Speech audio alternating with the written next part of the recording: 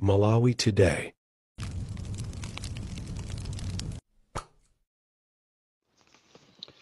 Better late than never. The DC. Pamene ena kadera nkhawa nkumaganiza kuti lero DC kulibe. Ineyo ndabwera kuzayimirira inu a Malawi. Ndipo ndimadziwa kunena kuti popanda inu the DC yonse kulibe. Tili ndi anthu ambiri wochuluka amene amadikirira the DC each and every morning. Ndipo ichi ndimachita kuchimva mu mtimamo kuti ngati sinditulusa DC anthu ambiri amadera nkhawa.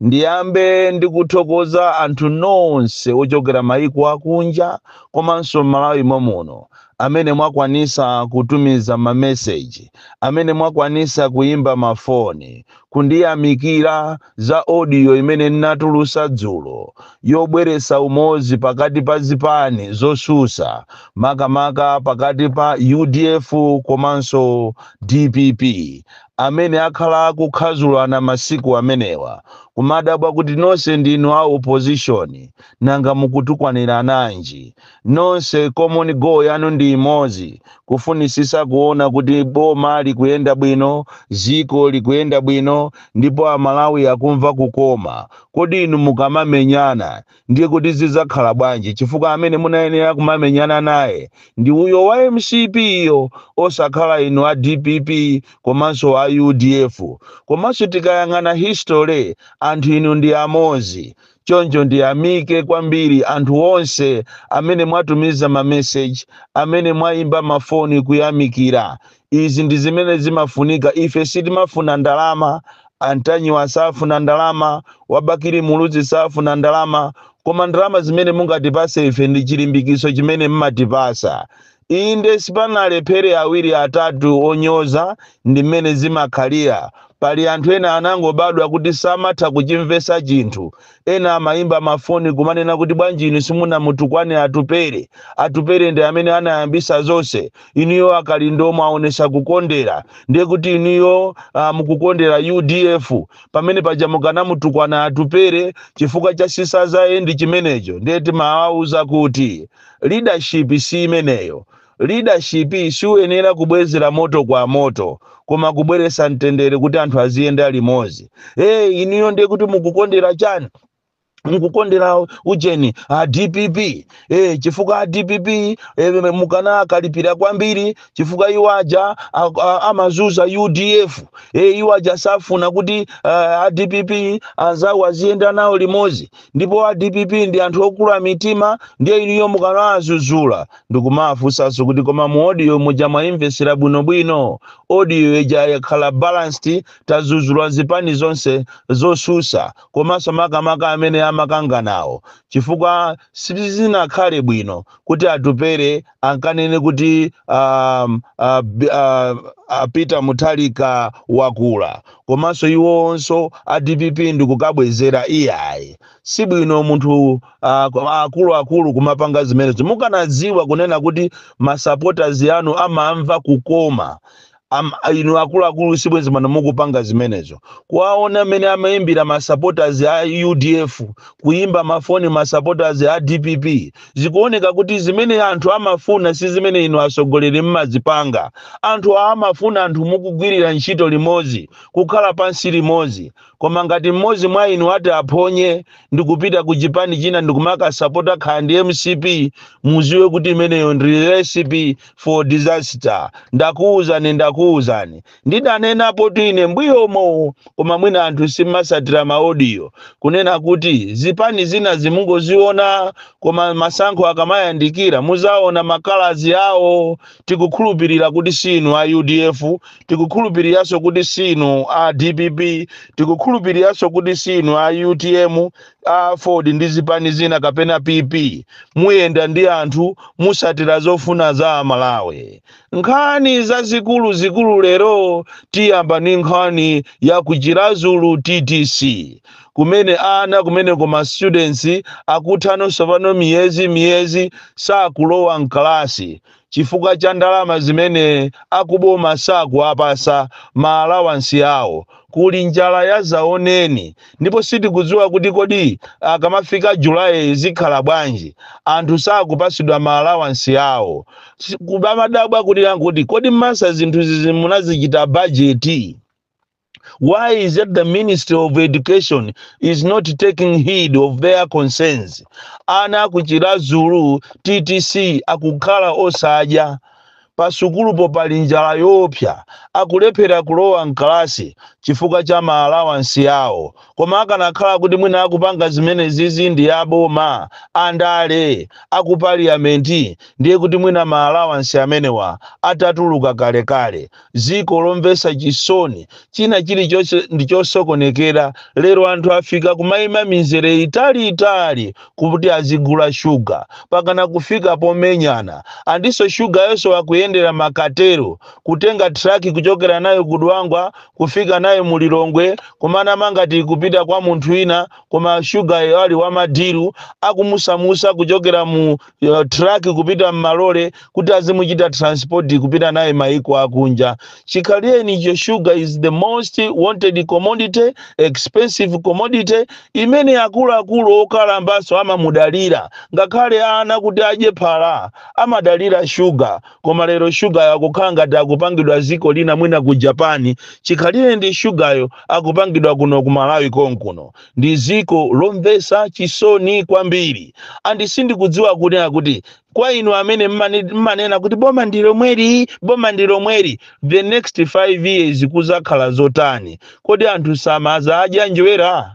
Anthu samaza afa ali panzere? And even now padakale pano pa Chimanga nthawi yokololatu, koma chafika kale 50 chakuti 1000, 60 chakuti 1000. Kodi imene yatakwanire December zizakhala bwanji? Tinayenera kumaganizira zimene zizi, koma anthu timangoyang'ana zakudya za lero 50,000 imene mukupasidwa ku Chikoko Bay yovutikiranso, kumazunzidwa kumamenyedwa kumene koko. Ulamuliro wokuti simunambe mwauonapo, olo makolo watu sanambe azionapo. Ulamuliro olephera, musogoleri olephera, amene akungoganizira za ndewu basi, kuganizira za ziwembu, kunena kuti amene atazalese kuti masankho wa ife tawina, amene atazalese amene tizamuphe basi. Ndi zimene akupanga natu kubomako. Otere kuti tikuyenera tisamale kampeni imene ikuoneka ngati ndi kampeni isakuonekaso ngati kampeni izakhala nthawi nyengo yovuta kwambiri. Chifukwa kaleri jadu ikati kamafika nthawi zino tinkaziwa kuti zisankho ziliko. Koma pano kuli kumakhanga diso zisankho zokulibeko, koma ati anthu akupita ku September kukhala gule wankulu kuno ku Malawi, gule wokuti anthu sanamuonepo, ndale zokuti sizinaonekepo, ndipo masankhawa tinasankhanazo afiti. Lero ndizi Malawi muno zinthu zaonongekeratu chifukwa cha ulamuliro umenewu wa Lazarus Chakwera. Ndipo chilungamo chake nchonena kuti anthu awa alephera big time, koma chifukwa cha ugogodi mtima ofuna kuti azilamulirabe akukakamirabe pa mipando zosatira zake Amalawi akuzunzika.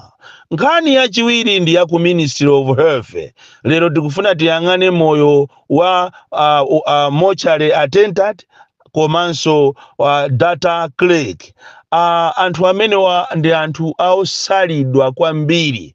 Even olonkhani za ma promotion, olokuapa sama allowance, olokupita nawo ku workshop, anthu amene amavutika ku chipatala ndi ajama chedwa ma data clerk komanso ma mortuary attendant. Anthu amene wasamaganiziridwa. Even promotion yomweyi adakalipompobe pakana mwina over 20 years. And yet anthu amene ajama kumana ndizo opsha. Mwachisanzo timutenge ujama chedwa data clerk, amene amachita collect data, amene uja ndi nkhope ya chipatala, kuti ziko liziwe kunena kuti chipatala chakuti kukufunika mankhwala amalungo, kukufunikira ma ARV, kukufunikira nthenda yakuti itesedwe amene amachita collect data imeneyo ndi data clerk. Koma muona kunena kuti munthu amene jasachitidwa considered, anthu amene ajawo amatengedwa ngati anthu osafunikira. Koma it is the face of the hospital and the country, even for the donors, kuti adziwe kunena kuti dziko la Malawi kukufunikira madragi, kukufunikira chithandizo, ndalama mwakuti amene amapangisa zimenezozo ndi ma data clerk. Koma look at them, the way they are suffering. Grade yomweyo adakali pompo pakana lero saganiziridwayi ndi anthu omvesa chisoni kwambiri. And so Cairo, even the Ministry of Health does not consider kuwapasa anthu amene ajawo ndalama zomagulira mabando, amatenga ndalama zawo ndikumagwirisira ntchito, yeti salary yawo ndiyochepa. Munayenera kuti inu a minister akhumbize komanso nonse aku Ministry of Health mukhale pansi muone kodi umoyo wa data clerk ndi wotani. Anthu amene wawa akuvutika, mwinaso kumaona ma HSA ndi kumanjoya kuposaso ma data clerk. Anthu amene wajawo ndi anthu ofunikira, without them ziko silingaende. Kodi dera lakuti kukufunika ma mosquito net, anthu amene angatolere data ndi iwo. Ziko la Malawi likufunika ndalama zakuti kapena nkhani ya TB. TB kufunika mwakuti komanso zoyezanazi. Kodi kumene kujako anthu alandira ma ARV angati? Kodi kumene koko kuli anthu odwala angati? Zonsezo kuti ziziwike so kuti even mankhwala akubedwa muzipatala amapangisa zimezi ndi ma data clerk. Koma anthu amene wawa ndi anthu ozunzika koopsa. Zipatala zonse muno Malawi ngati kuli anthu amene saganiziridwa ndi ma data clerk, no promotion, no salary increment, adakali pompo be pakana lero. Anthu ena so amene akuzunzika kwambiri muno Malawi ndi awa amachedwa akumochale. Anthu amene ajama kumana ni mikungirima yopsa. Tayi zina omapeza anthu okhwima ochokera mulilongwemu, anthu okhwima ochokera mu Mulanjemu, anthu okhwima atsholo nsanje amakhonza kuzuka kumochale uja pakati pa usiku. Koma anthu amene ajama limbana nawo, koma mwaona kuti ikafika nkhani imene iyi amangofunika pa maliro pompaja. Nthawi imene akukonza maliro aja, akukonza abale athu amene atisiya, koma osawaganizira, osawapasa ma allowance, osawapasa salary increment, even promotion imene kuti munthu azimva kuzizira bwino. Ndi anthu osalidwa kwambiri, anthu akumochale. That is why zipatala zathu masiku ano asizi kupereka health service yofunikira kwambiri, yoyenerera kwa Malawi. Alesi akungopanga mwaganyavu. Tikayang'ana madokotala akuluakuluwo amene amazitenga ngati ndi akuluakulu ogwira ntchito, kuti akagwire ntchito akachite perform, amatenga information kuchokera kwa amene wawa ma data clerk wa, kuti akaoneka akachite shine ma hotelomu. Presentation amamuuza iye uja achite present condition ya nkhani ya malungo, nkhani ya HIV, nkhani za diarrhea, kubadwa kwa ana, achite present zonse zija abwana azitenge apite nazo kulilengwe akachite present, iwo azooneka ngati ndi dolo. Yeti dolo ndi uyuyu data clerk amene mukumunyozayo. Chipatala kuti chikhale chipatala chabwino, anthu azinena kuti mochale kuyenda bwino, imafunikira mochale attendant wabwino amene akuziwa ntchito yake. Koma anthu amene wawa samaganiziridwa. Uthenga osiriza ukupita kuzipani zonse komanso a Malawi kunena kuti munthu ina okuba, aliyense okuba amayiwalira chinthu chimodzi, amasiya clue. That is why apolisi akabwera amafufuza, amapeza kuti okuba uyu ndi wakuti. Ameki pogwirisa ntchito mathematics anayiwalira kunena kuti pamene tikufuna kubera zisankho ndi mathematics ADM machine kuliso constituency tale center. Nimafuna ndikupempheni kunena kuti a Malawi mwayi wathu ndi umenewu. Tiyeni tiyiwalire za machini awakupanga nawo matamawa, pakungofunika kunena kuti tikamachite mani constituency tale center. Pamene pajapo pakuyenera kukavota ndikukhala pompo kumadikirira voti yanu, kuyichita gadi voti yanu. Ankapanga matama osewa kuyiwalira kunena kuti even malamulo muliso tale center ya ku constituency pakufunikira kuti inu zipani mukakhazikise ndi kuyika ma monitors amphamvu.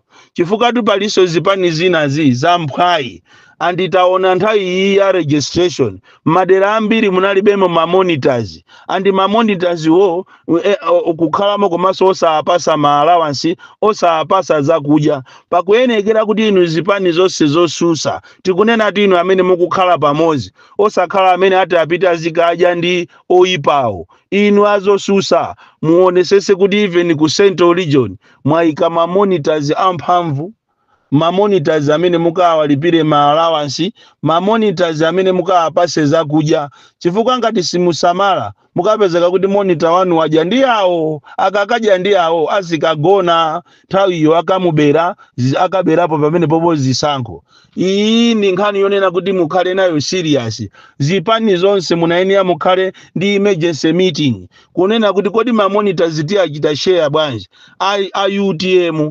APP AUDF ADPP kodi ma monitors muachita share bwanji ndicholinga kuti anthu akavote ndikukavota ndikuichita protective vote yanu ndikukhala popo ndikuonesesa kuti ma results atuluka ndikukhoma pakhoma ndikupema akamapita nawo ku tale center kujako zonse zili tayale ankaona ngati achenjera ndipo machini amene wawo amene ine ndikuonera azapanga ngozi